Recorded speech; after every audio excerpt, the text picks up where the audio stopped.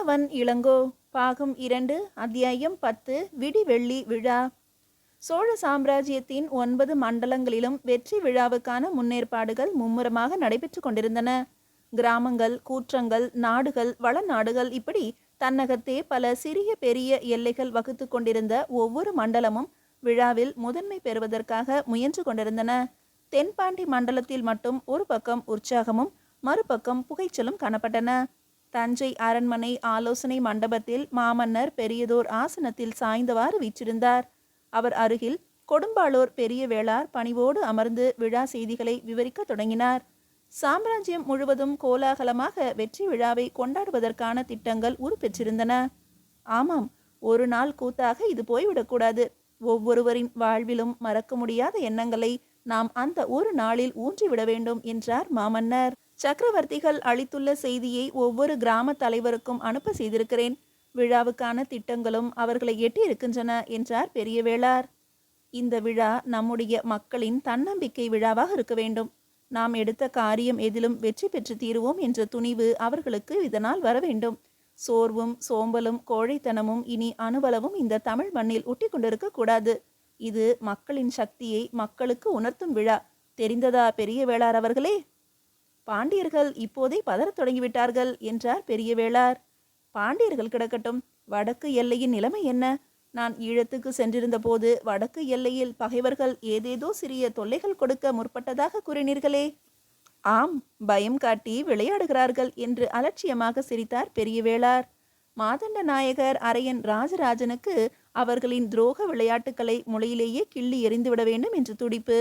நான் தான் இப்போதைக்கு அமைதியாக இருக்கும்படி செய்து விடுத்தேன். பாவம், இதுவரையில் கால் வயிற்று கஞ்சி கூட கிடைக்காமல் திண்டாடியவர்களுக்கு இப்போதுதான் அரை வயிறு நிரம்ப தொடங்கியிருக்கிறது. அதற்குள் அவர்களுக்கு தினவு தாங்கவில்லை. செருக்கு மிகுதியால் தங்களை தாங்களே அழித்து கொள்ள பார்க்கிறார்கள். என்றாலும் நாம் கவனமாக இருக்க வேண்டியதுதான் என்றார் சக்கரவர்த்தி.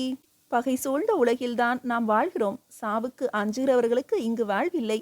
இதை நம்மவர்கள் மறந்துவிடவே கூடாது. நமது எதிர்கால புது மலர்ச்சிக்கு நாட்டு மக்களின் மனத்தின்மையும் உழைப்புமே மூலாதாரங்கள். தாங்கள் ஈழத்திலிருந்து கொண்டு வந்துள்ள மணிமுடி நமது பொற்காலத்தின் விடிவெள்ளி. இந்த ஒளிகாட்டும் நம்பிக்கை வழியில் கட்டாயம் நம்மவர்கள் தலை நிமிர்ந்து நடப்பார்கள் என்று பெருமையோடு கூறினார் பெரிய வேளார். ஆமாம், காஞ்சியிலிருந்து ராஜாதிராஜன் எப்போது இங்கு திரும்புகிறான்? வந்தவுடன் அவனை பார்த்துவிட்டு நான் பழைய அறைக்கு புறப்பட வேண்டும். 2-3 தினங்களில் வந்து சேரக்கூடும் என்று செய்தி வந்திருக்கிறது. முன்பே காஞ்சி மாநகரை விட்டு கிளம்பி விட்டாராம். வெற்றி விழாவின் போது தாங்களும் இளவரசரோடு தலைநகரில் இருந்தால் என்று பணிவோடு தஞ்சை மாநகரில் அவரை தங்கும்படி வேண்டுகோள் விடுத்தார் மதுராந்தக வேளார்.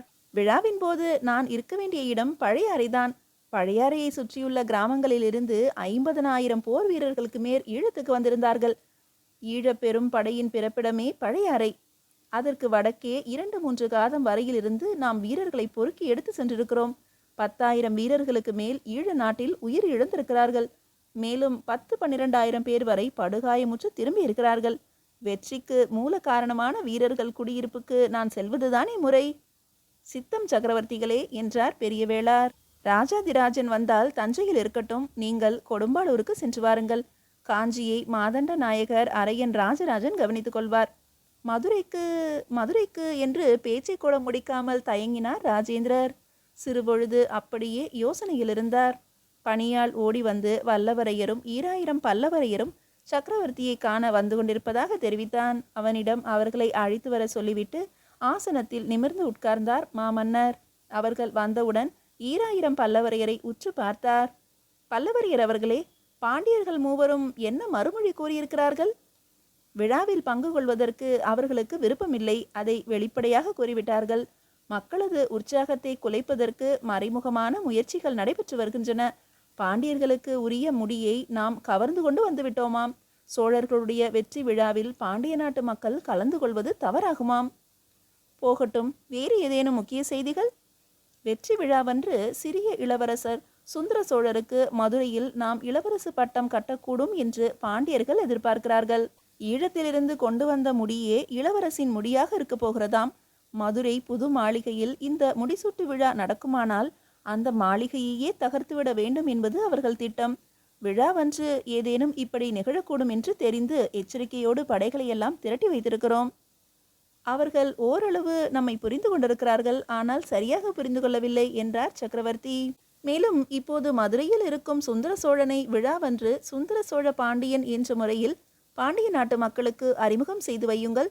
சோழ சேர பாண்டியர்கள் அனைவருமே தமிழர்கள் என்பதை அவர்களுக்கு எடுத்துச் சொல்லுங்கள். நம்முடைய பழைய வரலாற்றில் வடக்கே அசோகரது சாம்ராஜ்யம் பரவி வந்த காலத்தில் மூவேந்தர்களும் ஒரே வேந்தரின் கீழ் ஒன்றிணைந்து தங்கள் ஒற்றுமையை அவருக்கு வலியுறுத்தியிருக்கிறார்கள். அசோகரது ஆட்சி இங்கு எட்டாமல் அவர் நம்முடன் நட்புறவு பூண்டதற்கு காரணம் அந்த ஒற்றுமைதான். வடக்கு வாயிலில் நம்மை அழிக்க பார்த்து காத்து நிற்கும்போது மேலை சாளுக்கிய பகைவரை பற்றி பாண்டிய நாட்டு மக்களிடமும் கூறுங்கள். பகைவர்களோடு உறவாடி தமிழ் இனத்துக்கு இழுக்கு தேடுபவர்கள் தங்களை பாண்டியர் என்று கூறிக்கொள்வதை விட சுந்தர சோழனுக்கு அந்த பெயர் மிகவும் பொருந்தும் என்பதை அவர்களுக்கு விளக்கிச் சொல்லுங்கள். அப்படியே ஆகட்டும். அன்று ஏதேனும் தகாத செயல்கள் நடந்தால் கேட்டார் ஈராயிரம் பல்லவரையர். நடக்காது, நடக்கவும் விடக்கூடாது என்றார் மாமன்னர் கடுமையான குரலில். அதுவரையில் அமைதியோடு இருந்த வல்லவரையர் ஈராயிரம் பல்லவரையரை நோக்கி பேசலானார். நமது கைகோளப்படை வீரர்களில் பாதி பகுதியினரை அன்று பொதுமக்களின் உடையில் மற்றவர்களுடன் கலந்து கொள்ள செய்யுங்கள். தெருவுக்கு தெரு, மூலைக்கு மூலை களியாட்டங்களும் கூத்துக்களும் நடத்துவோம். பாண்டிய மன்னர்கள் மேலை சாளுக்கியர்களோடு ஈழத்து அமைச்சர்களோடு சேர்ந்து கொண்டு புரியும் சதி செயல்கள் அன்று அம்பலமாக்கப்பட வேண்டும். இனி சிறிய இளவரசர் சுந்தர சோழரே மக்களின் எதிர்கால பாண்டியர் என்பதை நாம் சூசகமாக அறிவித்து விடுவோம். ஓராண்டு காலமாக அவர்கள் நமக்கு எதிராக பொய்க்கூற்றை பரப்பி வருகிறார்கள். அதை ஒரே நாளில் மாற்ற முடியுமா கேட்டார் பெரிய வேளார். ஓராண்டு பொய்யை ஒரு நாள் உண்மை வெல்வது என்றால் கடினம்தான். ஆனால் உண்மைக்கு வலிமை அதிகம். நாளடைவில் அது தானாக கிளைத்து தழைத்து நாட்டுப்புறங்கள் தோறும் பரவிவிடும். பின்னர் எதிர்பாராத தாக்குதல் நிகழ்ந்தால் எப்படி நடந்து கொள்வது என்பதை சக்கரவர்த்தி கூறிவிட்டு, ஆத்திரமூட்டக்கூடிய சிறு நிகழ்ச்சிகள் நடந்தால் பொறுமை இழக்க வேண்டாம். ஆனால் அவற்றுக்கு பின்னால் அபாயம் இருந்தால் கவனிக்க தவற வேண்டாம் என்றார். சிறிய இளவரசன் சுந்தர சோழனும் சேனாபதி கிருஷ்ணன் ராமனும் அப்போது மதுரையில் இருந்தார்கள். அவர்களோடு ஈராயிரம் பல்லவரையரும் தமது படை வீரர்களுடன் சேர்ந்து கொள்வது என்று ஏற்பாடாயிற்று. ஆலோசனை முடிந்த பின்பு அனைவரும் எழுந்து மண்டபத்துக்கு வெளியே நடந்தார்கள். தூரத்தில் ஒரு தூணின் ஓரமாக இளங்கோவும் அரண்மனை வைத்தியரும் நின்று கொண்டிருப்பது தெரிந்தது. பெரியவர்களை கண்டவுடன் மெதுவாக அந்த இடத்திலிருந்து நழுவ பார்த்தான் இளங்கோ. அவனுடைய தோள்பட்டையை கூர்ந்து நோக்கிய வல்லவரையர், இளங்கோ, என்ன இது? திரும்பவும் ஏன் கட்டுப்போட்டிருக்கிறாய் என்றார். அதற்குள் பெரியவர்கள் அனைவரும் அவனுக்கு அருகில் வந்துவிட்டார்கள். எல்லோருடைய கண்களும் அவன் மீது நிலைத்திருந்தன. இது ஒன்றுமில்லை தாத்தா என்றான் இளங்கோ. ஒன்றுமில்லையாவது? இவருக்கு வைத்தியம் செய்வதை விட சும்மா இருக்கலாம் என்று கடிந்து கொண்டார் வைத்தியர். முக்கால் பகுதிக்கு மேல் ஆறி போய் தழும்பாகிவிட்ட காயத்தை இவராக திருப்பி கொண்டிருக்கிறார். எவ்வளவோ சொல்லி வைத்திருந்தேன், கேட்கவில்லை.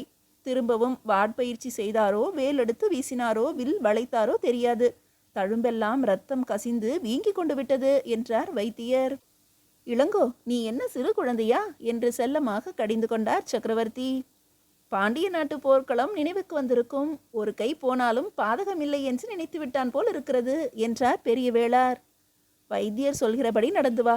பேசாமல் என்னோடு பழையாறைக்கு வந்து ஓய்வெடுத்துக்கொள் என்று சொல்லிவிட்டு நடந்தார் ராஜேந்திரர்.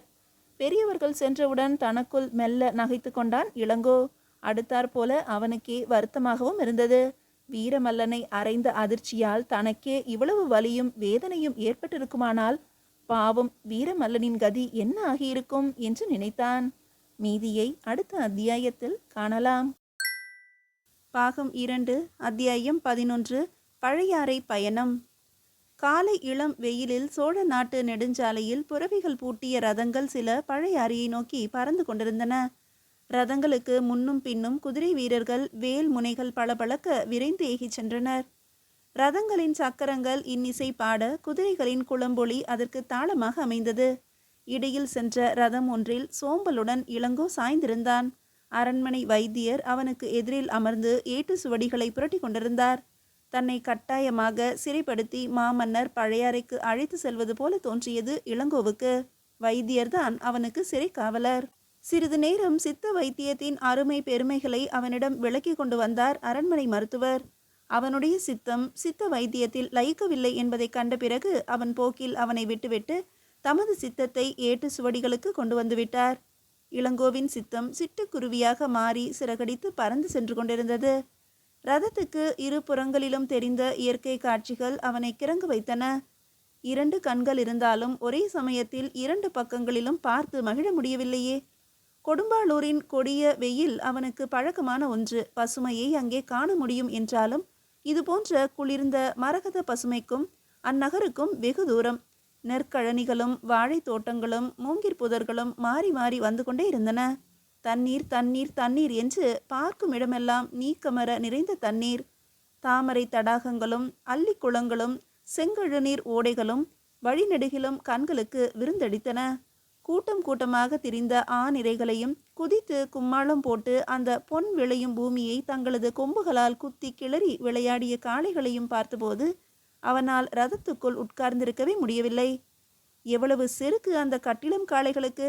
சோழ நாட்டில் பிறந்து சோறு படைக்கும் பணிக்காக உழைக்கிறோம் என்ற கர்வமா, அல்லது ராஜராஜ பெரிய உடையார் தஞ்சை பெரிய கோயிலை கட்டிய போது தங்கள் குலத்துக்கு மங்காத பெரும்புகழ் கொடுத்துவிட்டு போய்விட்டார் என்ற ஆனந்தமா? தஞ்சை பெரிய கோயில் நந்தியை நினைத்து கொண்டான் இளங்கோ. வலிவு, வனப்பு, மிடுக்கு, கம்பீரம், ஆண்மை இவற்றின் அழியாத நினைவு சின்னமல்லவா அது? தமிழ்நாட்டின் ஆண்மகன் ஒவ்வொருவனும் இப்படி இருக்க வேண்டும். ஆனால் அதே சமயம் ஆணவச் செருக்கால் நாட்டை அழித்து விடாதிருப்பதற்காக இந்த நினைவை மறவாது தோளில் சுமக்க வேண்டும் என்று கூறாமல் கூறுகிறாரா? காட்சி மாறியது. செங்கால் நாரைகள் வானத்தில் கூட்டம் கூட்டமாக பறந்தன. குருவிகளும் கொக்குகளும் மீன் கொத்திகளும் குறுக்கும் நெடுக்கும் சிறகடித்து சென்றன. வானத்தில் பசும் பந்தல் வேந்தாற் போல மரக்கிளைகள் பின்னி பிணைந்து சாலையில் நிழல் கவிழ்ந்தன. ரோஹிணியை நினைத்து கொண்டான் இளங்கோ. இந்த வேளையில் இந்த ரதத்தில் அவள் என் அருகே அமர்ந்து வந்தாளானால் என்ன இன்பகரமாக இருக்கும்! மாறும் காட்சிகள் ஒவ்வொன்றையும் அவளுக்கு சுட்டிக்காட்டி அவள் கண்களில் ஒளிவிடும் வியப்பை கண்டு ஆனந்த முறலாமே. அவளுடைய நாட்டிலும் இயற்கை அழகுக்கு பஞ்சமில்லைதான். ஆனால் அது பயங்கரமான அழகு. மலைகளும் காடுகளும் விலங்குகளும் நிறைந்த குரூரமான அழகு. எளிமையும் இனிமையும் தன்மையும் நிறைந்த இந்த காட்சிகளுக்கு அவை ஈடாகுமா என்ன? சின்னஞ்சிறு கிராமங்கள் குறுக்கிட்ட போது மக்கள் கூட்டம் வாழ்த்தொழிகளை எழுப்பியது. வயல் வரப்புகளில் வேலை செய்து கொண்டிருந்த ஆண்களும் பெண்களும் ஓடோடி வந்து அஞ்சலி செலுத்தினார்கள். ராஜேந்திர உடையாரின் தரிசனம் அவர்களுக்கு கடவுளின் தரிசனத்துக்கு ஒப்பானது. பெற ஒண்ணாத பாக்கியம் பெற்றவர்களைப் போல அவர்கள் முக மலர்ச்சியுற்றார்கள். அகமலர்ச்சியால் ஆனந்த ஆரவாரம் செய்தார்கள். வழியில் ஓடையில் நீர் அருந்துவதற்காக ரதத்தை சற்று நிறுத்திவிட்டு கீழே இறங்கி சென்றான் இளங்கோவின் ரத சாரதி. பின்னால் வந்து கொண்டிருந்த ரதமும் நின்றது. அதை ஓட்டி வந்தவனும் முன்னவனை பின்பற்றி ஓடைக்கு சென்றான். இளவரசே, திரும்பி பார்த்தான் இளங்கோ. பின்புறத்து ரதத்தில் இருந்த அம்மங்கை தேவியும் அருள்மொழியும் அவனை எட்டி பார்த்து கொண்டிருந்தார்கள். இளங்கோ திரும்பியதை கண்டவுடன் தன் தலையை உட்புறம் இழுத்து கொண்டாள் அருள்மொழி. இங்கே சற்று வந்துவிட்டு செல்கிறீர்களா இளவரசே என்று அவனை தங்கள் ரதத்துக்கு அழைத்தாள் அம்மங்கை. அருள்மொழி தன் தங்கையின் தோளை பற்றி இழுத்ததிலிருந்து அவள் அதை விரும்பவில்லை என்று தெரிந்தது. ஒரு முக்கியமான செய்தி, உடனே திரும்பிவிடலாம், வாருங்கள் என்று மீண்டும் கூவினாள் அம்மங்கை. அவளுடைய கண்களின் குறும்புத்தனத்தை இளங்கோ கவனிக்கவில்லை. மடித்து கட்டப்பட்ட கரத்துடன் மெதுவாக இறங்கி அவர்களிடம் சென்றான். என்ன செய்தி மங்கையாரே? சித்த வைத்தியர் பத்திரமாக இருக்கிறார் அல்லவா? ஏன், எதற்கு கேட்கிறீர்கள்? ஒன்றுமில்லை. தமக்கையாருக்கு தஞ்சையிலிருந்து புறப்பட்டதிலிருந்து சித்தம் சரியாக இல்லை. நான் பேசிக்கொண்டே வருகிறேன். அவர்கள் என்று கூட கேட்காமல் ஒரு மூலையில் ஒதுங்கி கிடக்கிறார்கள். வற்புறுத்தி நான் ஏதாவது வம்புக்கு இழுத்தால் அவர்கள் வேறு ஏதாவது மறுமொழி சொல்கிறார்கள். அடியே அம்மங்கை, சற்று சும்மா இரேன் என்று அவளை பற்றி இழுத்தாள் அருள்மொழி. அவளது செந்தாமரை முகம் அப்போது நாணத்தால் குவிந்திருந்தது. ஆனால் அம்மங்கை நிறுத்தாமல் தொடர்ந்து பேசினாள். தமக்கையார் இங்கே இருந்தால் இவர்களுடைய சித்தப்பிரமை எனக்கும் வந்துவிடும் போல் இருக்கிறது. அவர்களை சற்று உங்கள் ரதத்துக்கு அழைத்து கொண்டு போய் நம்முடைய சித்த வைத்தியரிடம் காண்பிக்கிறீர்களா? நான் விளையாட்டுக்கு சொல்லவில்லை. தமக்கையாரின் முகத்தை பாருங்கள். சிரிப்பை அடக்கி கொண்டு அவள் பேசியதால் அருள்மொழியை ஏறிட்டு பார்த்தான் இளங்கோ. முகம் என்னவோ போலத்தான் இருந்தது. ஆனால் அவள் அவனை பார்க்கவில்லை.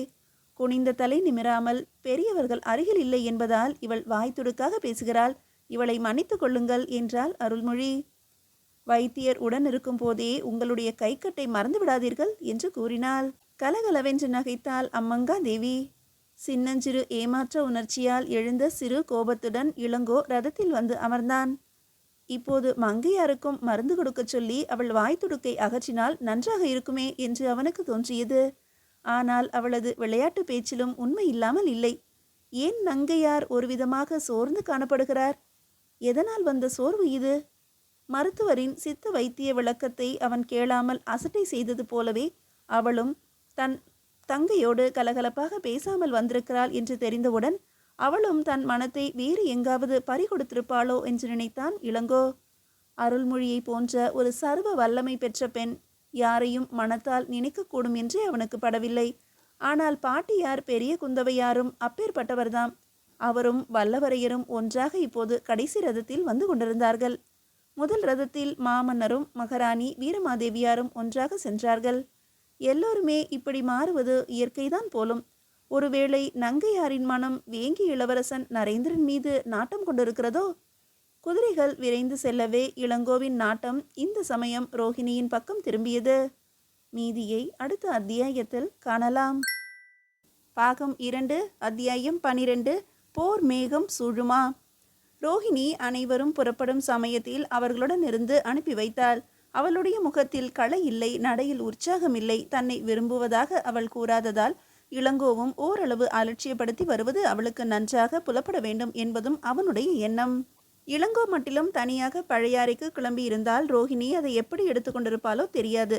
பெரியவர்களும் தனியே செல்லும் அதே இடத்துக்கு அருள்மொழி நங்கையும் அம்மங்கை தேவியும் உடன் செல்கிறார்கள்.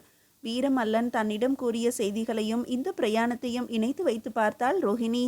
அவளை அறியாமலேயே அவள் மனம் கலக்கமுற்றது என்றாலும் அதை மறைத்து கொண்டு அம்மங்கையோடு சிரித்து சிரித்து பேசினாள்.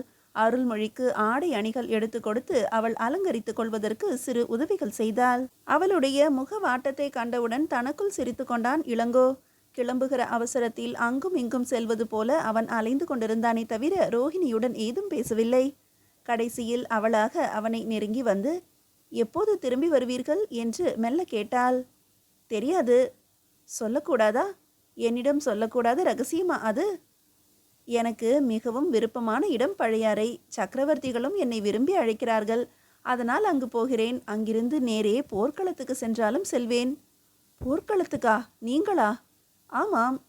எந்த போர்க்களத்துக்கு என்று அவளும் கேட்கவில்லை, அவனும் கூறவில்லை. இந்த கையுடனா போர்க்களத்துக்கு செல்வீர்கள்? ஏன், இந்த கை இருக்கிறதே என்று இடது கரத்தை உயர்த்தி காட்டினான் இளங்கோ. நீண்ட பெருமூச்சு ரோஹிணியிடமிருந்து வெளிவந்தது. கண்களை துடைத்து கொண்டே விரைவில் திரும்பி வாருங்கள் என்றாள். நான் விரைந்து வந்தால் உனக்கு என்ன, வராவிட்டால் என்ன என்றான் இளங்கோ. அப்படி சொல்லாதீர்கள், வந்து விடுங்கள் என்றாள் மீண்டும். இதற்குள் யாரோ அந்த பக்கம் வரவே அவர்கள் பேச்சு பாதியில் நின்றது. ஓடிப்போய் ரதத்தில் ஏறிக்கொண்டான். அவன் மனதையே ஊடுருவி துளைப்பது போல ஒரு கணம் நோக்கிவிட்டு இளவரசிகள் ஏறியிருந்த ரதத்துக்கு சென்று அவர்களை வழியனுப்ப தொடங்கினாள் ரோஹிணி. விரைந்து திரும்பி வாருங்கள் என்று அவர்கள் அருகில் நின்று அவள் எழுப்பிய குரல் யாருக்காக என்பது அவனுக்கு விளங்காமல் இல்லை.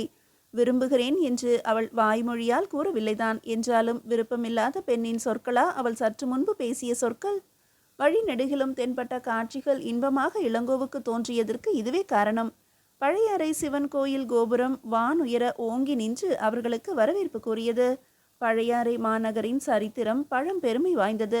வாழையடி வாழையாக தழைத்து ஓங்கி வளர்ந்து வந்த பிற்கால சோழ மரபினருக்கு நெஞ்சில் உரமூட்டி சாம்ராஜ்ய கனவுகளை அவர்களிடம் மலர்வித்த பொன் நகரம் அது. பிற்கால சோழ சாம்ராஜ்யத்தின் முதல் மன்னரான விஜயாலய சோழர் தஞ்சை நகரில் ஆட்சி செலுத்தும் முன்பு இடைக்காலத்து சோழ மன்னர்கள் பழையாறையே தங்கள் கோநகராக கொண்டிருந்தார்கள். பல்லவ பேரரசின் கீழ் சோழர்கள் சிற்றரசராக ஒன்றியிருந்த காலம் அது. அவர்களைப் போலவே சந்திரலேகை முத்திரையர்களும் கொடும்பாளூர் இருக்கு வேளிரும் பல்லவர்களிடம் சிற்றரசாக கட்டுப்பட்டிருந்தார்கள். முத்திரையர்களும் இருக்கு வேளிரும் என்றுமே சிற்றரசராக வாழ்ந்தவர்கள். பேரரசர்களாக மலர வேண்டும் என்ற விருப்பம் அவர்களிடம் எழாததில் வியப்பொன்றும் இல்லை. ஆனால் வேங்கை கொடி தாங்கியவர்களின் வரலாறு அப்படிப்பட்டது அல்லவே. உறையூரில் உறைந்து உலகம் வியக்க ஆட்சி செய்தவர்கள் சோழர்கள். காவிரி பூம்பட்டினத்திலிருந்து கப்பல் கப்பலாக வீரர்களை அனுப்பி கடல் கடந்த நாடுகளில் புலிக்கொடி நாட்டியவர்கள் அவர்கள். தங்களது பழைமை அவர்களை மறக்கவும் இல்லை, பழையாறை மண் அவர்களை மறக்க விடவும் இல்லை. சிற்றரசர்கள் என்ற சிறு பழியை துடைத்து கொள்வதற்காக அவர்கள் சீறி எழுந்தார்கள். விஜயாலய சோழர் காலத்திலிருந்து தஞ்சை மாநகர் தலைநகரமாகியது. பழையாறை பெருநகர் இரண்டாவது தலைநகரமாக ஒதுங்கி கொண்டது. இளைஞர்களுக்கு வழிவிட்டு முதியோர் ஒதுங்கிக் கொள்வது போல மாமன்னர் ராஜேந்திரர் காலத்தில் கூட அது இரண்டாவது தலைநகரம்தான். சோழ பெருங்குடியின் வழிவந்த பலர் அங்கு உற்றார் உறவினர்களாக சோழ மாளிகைகளில் வாழ்ந்து வந்தார்கள். சாம்ராஜ்யத்தின் முதுகெலும்பு தொடரான பெரும் படை வீடுகள் பல அந்த நகரத்தை சூழ்ந்திருந்தன. பம்பை படை வீடு, புதுப்படை வீடு, மணப்படை வீடு ஆகிய வீடுகள் மிக மிக பழமையானவை. மாமன்னர் ராஜேந்திரரோ 4 படை வீடுகள் போதாது என்று 40 படை வீடுகளை புதிதாக எழுப்பியிருந்தார். பழையாறைக்கு வடக்கே காத தூரத்தில் இருந்து வடவள்ளாற்றின் தென்கரை வரையிலும் அந்த வீரர்கள் குடியிருப்புகள் பரவி இருந்தன. தஞ்சையிலிருந்து புறப்பட்ட ரதங்கள் அனைத்தும் பழையாறை பெரிய மாளிகைக்கு வந்து சேர்ந்தவுடன் ராஜேந்திரர் சிறு பொழுது கூட ஓய்வெடுத்து கொள்ளவில்லை. வல்லவரையரை உடன் அழைத்து கொண்டு சுற்றி பார்த்துவிட்டு வந்தார். கூட்டத்தினரின் அன்பு பிரபாகத்திலிருந்து மீண்டு மாளிகைக்கு திரும்பி வருவதற்குள் பொழுது நன்றாக இருட்டிவிட்டது. மறுநாளைக்கு மறுநாள்தான் வெற்றி திருவிழா. அதற்குள் மற்ற படை வீடுகளையும் நேரில் சென்று பார்வையிட வேண்டும் என்று வல்லவரையரிடம் கூறியிருந்தார் மாமன்னர். ஈழ நாட்டிலிருந்து திரும்பிய வீரர்களில் சரி பாதி படையினருக்கு மேல் அங்குதான் குடியும் குடுத்தனமாக வாழ்ந்து வந்தனர். உணவு முடிந்தது. மாளிகையின் அறை ஒன்றில் தனியே அமர்ந்து சிந்தனையில் ஆழ்ந்திருந்த மாமன்னர் வல்லவரையரை அழைத்து வர சொல்லிவிட்டு காஞ்சியில் இருந்த மாதண்ட நாயகர் அரையன் ராஜராஜன் அனுப்பியிருந்த ஓலைகளை கையில் எடுத்தார். 10வது முறையாக விளக்கொளியில் படித்து பார்த்தார். இளவரசன் ராஜாதிராஜன் தஞ்சைக்கு திரும்பியவுடன் அவரிடம் கொண்டு வந்து கொடுத்த இரகசிய ஓலை அது. அதிலிருந்து செய்திகள் அவனுக்கே இதுவரையில் தெரியாதவை. கொடும்பாளூர் பெரிய வேளாரிடம் கூட சக்கரவர்த்திகள் அது பற்றி கலந்து ஆலோசிக்கவில்லை. வல்லவரையர் வந்தவுடன் அறை கதவுகளை சாத்திவிட்டு காவலர்களை வெளியே நிற்குமாறு பணித்தார் சக்கரவர்த்தி. ஓலையை சோழ சாம்ராஜ்யத்தின் சாமந்த நாயகரிடம் நீட்டினார். படித்து பார்த்த வல்லவரையரின் முகம் இரும்பு சிலையின் முகமென மாறியது. நாம் எதிர்பார்த்த செய்திதான், ஆனால் இவ்வளவு விரைவில் எதிர்பார்க்கவில்லை. அரையன் ராஜராஜன் மிகவும் ராஜதந்திரத்துடன் தான் நடந்து கொண்டிருக்கிறார். நீண்ட பெருமூச்சு விட்டார் ராஜேந்திரர். வேதனை கலந்த புன்னகை ஒன்று அவர் இதழ் கோணத்தில் நிழலாடியது. வடக்கு எல்லையில் மேலை சாளுக்கியர்கள் கடந்த சில மாதங்களாக செய்து வந்த அட்டூழியங்களை பற்றி அதில் எழுதியிருந்தது. ஈழ நாட்டின் தென் பகுதிக்கு மாமன்னர் சென்றிருந்த வேளையில் வடக்கு எல்லையை துளைத்து கொண்டு அவர்கள் முன்னேற செய்த முயற்சிகளை வெளியிட்டிருந்தார் அரையன் ராஜராஜன். நாட்டு மக்களின் மனத்தில் பீதியை எழுப்பக்கூடாது என்பதற்காகவும் ஒரே சமயத்தில் இருமுனை போர் வேண்டாம் என்பதற்காகவும் அவர் இந்த செய்திகளை பெரிய வேளாருக்கு கூட தெளிவாக அறிவிக்கவில்லையாம். ஓரளவுக்கு அவருக்கு எச்சரிக்கை மட்டும் செய்திருந்தாராம். எல்லையை காத்து நின்ற காவற்படை வீரர்களில் சிலர் கொல்லப்பட்டார்கள் என்றும் இன்னும் சிலர் சிறை பிடித்து செல்லப்பட்டார்கள் என்றும் தெரிய வந்தது. கண்டோர் நடுங்கும் காலனும் பகைவர்களை பதற வைக்கும் பல பீமனுமான அரையன் ராஜராஜன் மாமன்னர் ஈழத்துக்கு சென்றிருந்ததால் தம்முடைய கைகள் காட்டப்பட்டு விட்டதாக குறிப்பிட்டுவிட்டு மேலே எழுதியிருந்தார். நமது படைகளை எல்லையில் பெருக்கி இருப்பதால் இப்போதைக்கு பகைவர்கள் பதுங்க தொடங்கியிருக்கிறார்கள். இந்த பதுங்கலையெல்லாம் நாம் நம்புவதற்கில்லை. நம்முடைய வளர்ச்சியில் பொறாமை கொண்டுள்ள அவர்களை அதே பொறாமை உணர்ச்சியால் பாண்டியர்கள் தூண்டிவிட்டு கொண்டிருக்கிறார்கள். மக்களின் எண்ணிக்கை பெருகிவிட்டது. அவர்களுக்கு மக்களை அரை பட்டினி போட்டு அடிமைகளாக உழைக்க செய்கிறார்கள் அங்கு. அந்த அடிமைகளின் ஆத்திரம் தங்கள் மீதே திரும்பிவிடக் கூடாது என்பதற்காக நமக்கு எதிராக போர் வெறியையும் தூண்டிவிட்டு கொண்டிருக்கிறார்கள். கடல் கடந்த நாடுகளில் நமக்குள்ள செல்வாக்கு அவர்களை புழுங்க செய்கிறது. நமது பரந்த மனப்பான்மையை அவர்கள் பலவீனம் என்று நினைக்கிறார்கள். பகை நாட்டு ஒற்றர்கள் பலர் நமது நாட்டில் நடமாடி வருகிறார்கள். ஒற்றர்களை ஒழிக்க வேண்டாம், பாண்டியர்களை முதலில் அழிக்க வேண்டும். அப்போதுதான் மேலை சாளுக்கியர்களும் அடங்குவார்கள். ஓலையை திரும்ப பெற்றுக்கொண்ட சக்கரவர்த்தி, சாமந்த நாயகர் அவர்களே, மாதண்ட நாயகரின் ஓலையை பற்றி தங்கள் கருத்து என்ன என்றார். காலம் தாழ்த்தாது பெரிய வேளாருக்கு செய்தி அனுப்பியிருந்தால் இதற்குள் சாளுக்கிய நாட்டுக்குள் நமது படைகள் குவிந்திருக்கும். பெரிய வேளார் தாமே தேவையான நடவடிக்கைகளை மேற்கொண்டிருப்பார். நான் தான் இரகசியமாக இப்போதைக்கு போர் வேண்டாம் என்று அரையன் ராஜராஜனுக்கு கட்டளையிட்டிருந்தேன். தமது கைகள் கட்டப்பட்டு விட்டதாக அவர் குறிப்பிட்டதற்கு இதுதான் காரணம். இனியும் தாமதம் கூடாது சக்கரவர்த்திகளே என்று பதறிக்கொண்டு ஆசனத்திலிருந்து எழுந்தார் வல்லவரையர். விளக்கொளி படிந்த அவரது நெடிய உருவத்தின் நிழல் பயங்கரமாக அண்டை சுவரில் படர்ந்தது. தாமதம் கூடாது, அவசரமும் கூடாது. 30 லட்சம் வீரர்கள் அவர்களிடம் இருக்கிறார்கள். நாமும் அவர்களை விட 3 மடங்கு வீரர்களை திரட்டிவிடலாம். போதிய போர்க்கருவிகள் வேண்டும். நம்முடைய வெற்றி விழாவின் நோக்கமே அதுதானே. வெற்றி விழாவிலேயே போர் முரசு கொட்டிவிட வேண்டியதுதான் என்றார் வல்லவரையர். ஆமாம், நாம் அமைதியை விரும்பினாலும் உலகம் நம்மை அமைதியாக வாழ விடுவதில்லை. நம்முடைய நாட்டில் பிறக்கும் ஒவ்வொரு சிசுவின் இதய துடிப்பும் போர் முரசாக பிறக்க வேண்டும். இப்போது துடிக்கும் கோடிக்கணக்கான நெஞ்சுகளும் போர் முரசுகளாக மாறினால் தவிர நாம் வாழ வழியில்லை.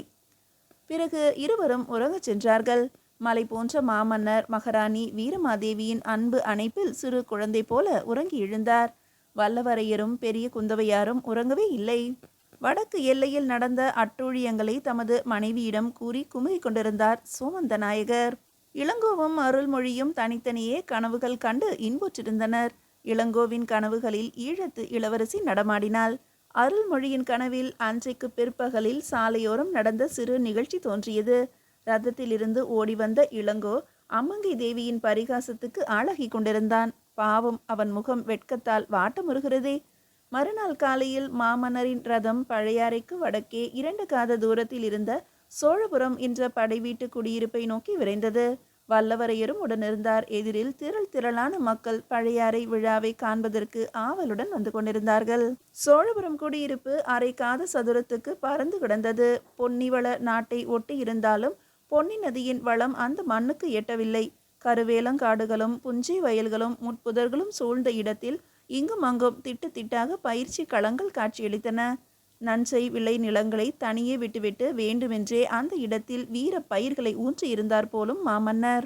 ஈழத்து போர்க்களத்தில் தங்கள் மக்களை பறிகொடுத்தவர்களும் குடும்ப தலைவர்களை பறிகொடுத்தவர்களும் காதலர்களை பறிகொடுத்தவர்களுமாக பெண்களின் கூட்டம் மாமன்னரை சூழ்ந்து கொண்டது. அவர்களுக்கு பின்னால் உயிரோடு திரும்பியவர்களும் உயிரை திரும்ப கொடுக்க சித்தமாக இருந்தவர்களுமாக ஆண்கள் கூடி நின்றார்கள். பெண்கள் தங்கள் துன்பங்களை மறந்து வாழ்த்துளி எழுப்பிய போது அவர்களது முக மலர்ச்சியை கண்டு திடுக்கிட்டார் மாமன்னர். அவர்களுக்காக பிறந்த 2 கண்ணீர் துளிகள் அவரது நெஞ்சில் உறைந்து விட்டன. என் அருமை மக்களே என்று பேசத் தொடங்கியவர் ஒரு கணம் எழாமல் தடுமாறிவிட்டு, உங்களை நேரில் விழாவுக்கு அழைப்பதற்காகத்தான் இங்கு வந்திருக்கிறேன். உங்களுக்காகத்தான் விழாவை பழைய அறையில் வைத்துக் கொண்டிருக்கிறேன். விழாவின் போது உங்களிடம் சொல்ல வேண்டிய செய்தியும் ஒன்று இருக்கிறது என்றார். செய்தியை அடுத்த அத்தியாயத்தில் காணலாம்.